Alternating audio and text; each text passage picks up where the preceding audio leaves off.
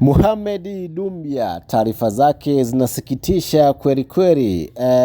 Baada ya ujio wake nchini Tanzania, ni miongoni mwa wachezaji ambao wametrendi kweli kweli, na amezungumza kwamba huyu ni mchezaji mwenye thamani kubwa kwenye ligi ya Tanzania, lakini pia ni mchezaji mwenye uwezo mkubwa kwenye ligi ya Tanzania.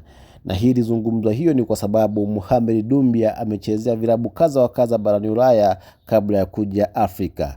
Na alivyorudi Afrika moja kwa moja amekuja kujiunga na klabu ya Young Africans. Kwa hiyo watu waliamini kwamba pengine Mohamed Doumbia akaja kuwasha moto, akawa bora kuliko hata vile watu walitarajia kuona, lakini imekuwa tofauti.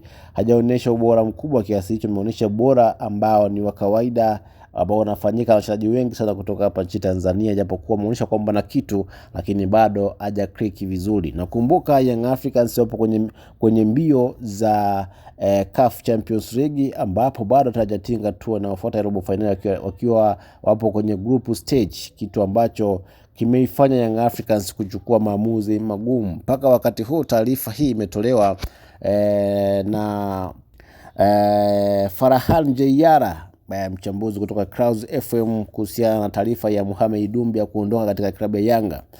Ameandika kwamba Mohamed Doumbia yupo katika hatua za mwisho kujiunga na Singida Black Stars kwa mkopo mpaka mwishoni mwa msimu, kwa makubaliano ya kuwa Yanga watatoa nusu ya mshahara na Singida nusu. Hii ni taarifa ya Mohamed Doumbia ambayo imetolewa na Farhan, mchambuzi kutoka Clouds FM.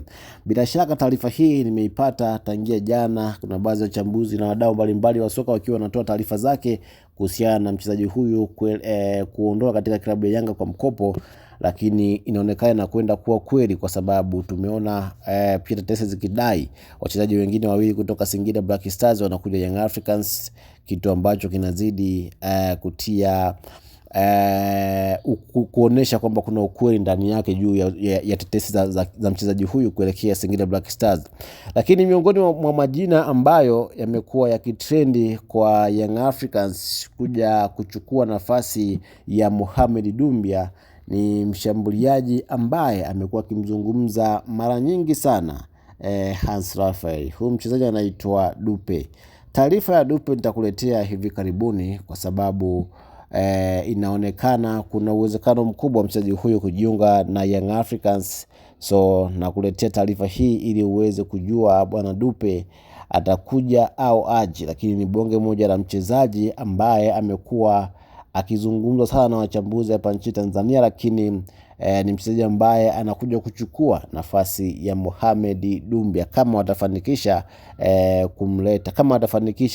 kumleta mchezaji huyu ambaye amefanya poa sana kwenye ligi yao. Taarifa yake nitakuletea hivi karibuni, lakini mwanafamilia, ni ukumbushe, kama ni mara yako ya kwanza kutembea channel hii, usisahau kusubscribe, kulike, kushare na comment, ili uanze kuzipata taarifa zetu za kimichezo na burudani kwa urahisi zaidi hapa kwenye channel yako pendwa ya Mam Media.